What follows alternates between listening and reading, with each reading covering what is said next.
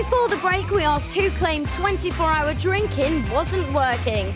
The answer is Gordon Brown.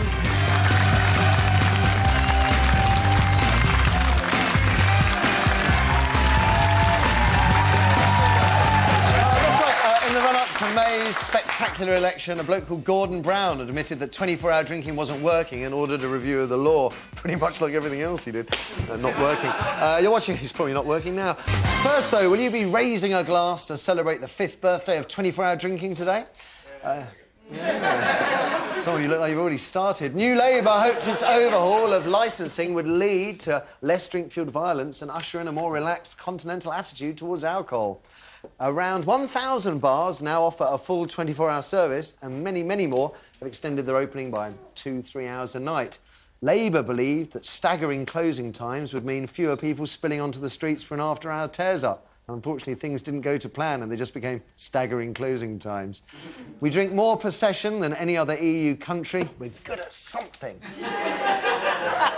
And instead of encouraging us to chill out, 24-hour drinking has simply given us more time to get it down our necks. 1 in 3 young adults drink solely to get drunk. Alcohol-related violence and hospital admissions are either up or have plateaued, and now Manchester is considering a minimum price on booze to persuade their people, their local citizens, to ease off a bit. 5 years. 5 years. Is that too soon to say 24-hour drinking's been a total failure, Hardy? I think our culture in this country, and it's different in different parts of the country. Yeah. As a Scot, I think we have separate issues with drinking and more pressing issues with drinking. But I think, you know, we've been a post-industrial nation for, what, 130 years, 140 years? And our drinking culture has developed as we've kind of deruralised and kind of moved to cities, and drink was an escape from the drudgery of work. 5 years is nothing. Now, if the only thing that's changed... My brother's a very senior copper in London, and he's told me if the only thing that changes is that if the crime doesn't go down, there are as many drinkers and as many people in hospital, at least they're not being the 11 o'clock kind of curfew. So the staggering hours sort works. of staggers, you know what I mean? Kind of people are admitted to A&E over the course of an evening. Well, actually, do you know what I mean? It's funny, but also it's a reality. I think we need to... I think this will enable us... Because, you know, when I was a kid, I did it. Also, this thing about 1 in 3 people drink to get drunk. Is that not the most trite statistic I've ever heard? What's the... I can't think of much other point of drinking quite a lot of the time. My mum, God bless her, will be sitting there and she has a couple of glasses of wine a night, and that is it. She doesn't drink to get drunk. That's her relaxation as... I mean, I'm probably about the same. Still drinking to make the pain go away. Yeah, but it's not necessarily... Do you... I mean, the issue is whether or not 5 years is enough. I mean, if you were running the country, Tim, would you repeal the legislation or just carry on the way we're going? I mean, this sort of thing I find difficult because my opinion would be based solely on more intricate statistics. So... how has it changed, and exactly what Hardy was saying? If we've got more people in hospital and you can... short answer is no. We need a longer data set to make any judgments whatsoever. If it hasn't radically made it worse, I don't know why you'd change it back yet. Just let it play out. And you're not going to change a culture in 5 years. No. You'll probably never change it, but you've got to let it run. So that's quite... I mean, as a visitor, albeit a cousin, do you think we ever will change, or do you think? I mean, it's interesting, isn't it? Nordic peoples tend to have a reputation for hard drinking. We had Nordic invaders. Is it in our blood? I don't really know. It does seem different. It does seem a more aggressive movement towards getting drunk as quickly as possible. Football crowds and booze don't mix. Rugby crowds get plastered and they'll go home arm in arm, having a laugh. Yeah, but there's a wider kind of class thing to that, which is, you know, you ban public drinking. So if you see a bloke on the tube with a can of special brew, that's terrible. Yeah. But I was travelling on a train the other night with a woman with a bottle of wine in a plastic glass, you know, and you sort of think, well, you know, we're going to ban the middle classes having picnics with balsamic vinegar and bottles of champagne. I would. You know what I mean? But it's the types of alcohol. Tracy-Ann, I don't think 5 years is long enough to tell whether it's worked, and I don't think you're going to change the inherent landscape of our British approach to drinking. Do you think it'll ever change? It's quite interesting, you know, the heavy licensing hours, they were introduced during World War I to ensure that we kept focused on the job of killing the Hun. I mean, you go back to sort of Hogarth, near enough 100 Dinsley, you years. know, alcohol is part of our consciousness. So I think it's, and I don't think it's always been used very responsibly. I suspect this law is a non-factor, actually. I suspect probably things like cheap booze in supermarkets, and there are things that will influence drinking. But basically, another way to look at it, unless the law of short drinking hours causes an improvement, which it didn't seem to, then there's no point for the law at all. That's just government heavy-handedness. Let people drink booze all the time unless there's a reason for them not to. I must admit, I can't tell from my observations whether we're any worse than we were before 24-hour drinking. I'd be interested to hear what you have to say, Kirsty. OK, Margaret's on line 1. Morning, Margaret. Morning. Do you think anything's changed?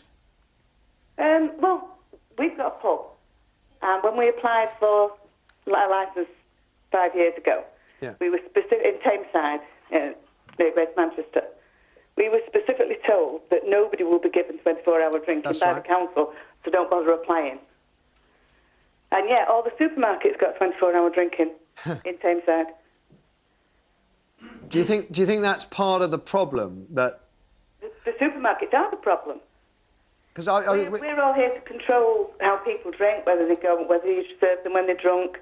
How do you know if you buy from a supermarket and you can get 80 bottles for what you can buy a few pints for in a... When I was underage drinking, as I'm sure most of us were, I drank in my local pub where my teachers would drink as well, and it would be on a Friday night or a Saturday night, and you would nurse 2 pints because you knew the barman knew you were underage, and if you so much as you'd be out the door and barred for good. And there was a burden of responsibility placed upon the young underage drinker. It doesn't exist anymore. I think that's a fantastic point, because I think the pub culture was about a father handing it down to son, and it was about it sort of being a rites of passage moment, whereas exactly when you can get 28 bottles and then you get brained at home and then you go out and have one in the pub. Thank you, Mark. Surely there's some broader...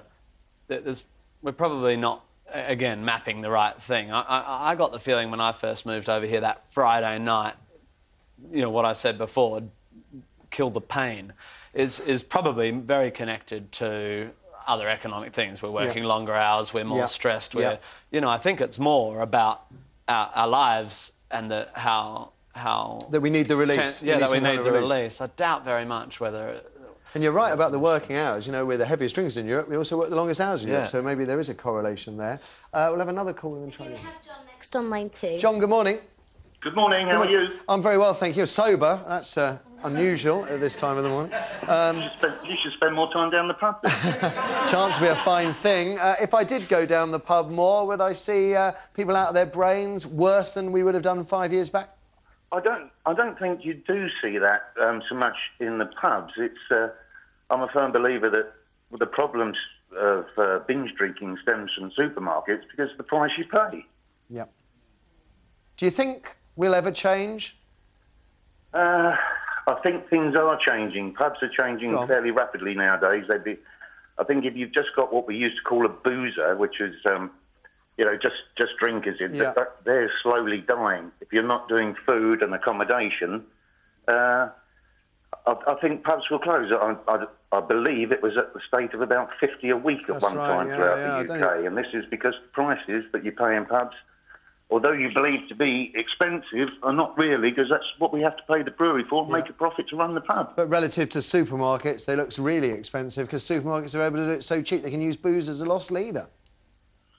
I don't know. Maybe I'm a bit sceptical or something, but what I believe is that supermarkets will just wait until most pubs are closed, and then they start buying them and selling beer themselves through pubs, as they have done with petrol stations, butcher shops and everything else. The Tesco pub.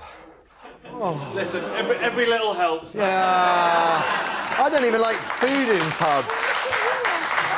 I like sawdust. Listen, I've got to wrap that one up there, I'm being told.